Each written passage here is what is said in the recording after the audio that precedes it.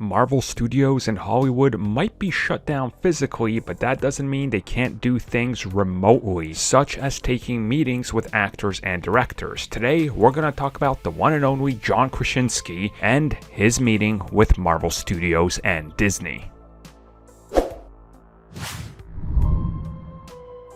So Fantastic Four is on the way to the MCU. Nobody can dispute this. It's been confirmed in development. Naturally, there's things that happen behind the scenes years in advance. Salma Hayek talked about how in 2017 she was up for a role in a superhero film. We now know that's the Eternals. Again, in the works for a while. Now, the latest report is that Marvel Studios is in fact meeting remotely with actors and directors, and this is coming directly from Geeks Worldwide, who are dropping the exclusive scoop. And what they say is that they have information that this is exactly what has happened. He's met them, and this is where all the speculation begins. Because again, he's one of these actors that's been fan cast in the MCU for quite a while. And if you guys remember, he was originally actually up for Captain America and ended up losing to Chris Evans. So again, it looks like they want him now more than ever, because if you really think about it, he's a great and talented actor. He's a super talented director, and obviously there's various projects in the MCU he could work on.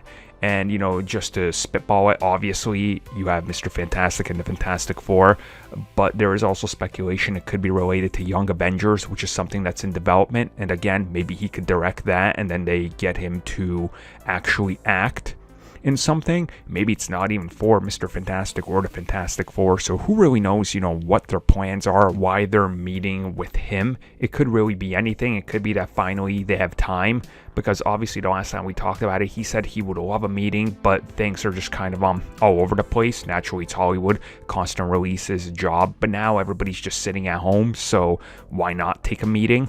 Right? It kind of makes sense.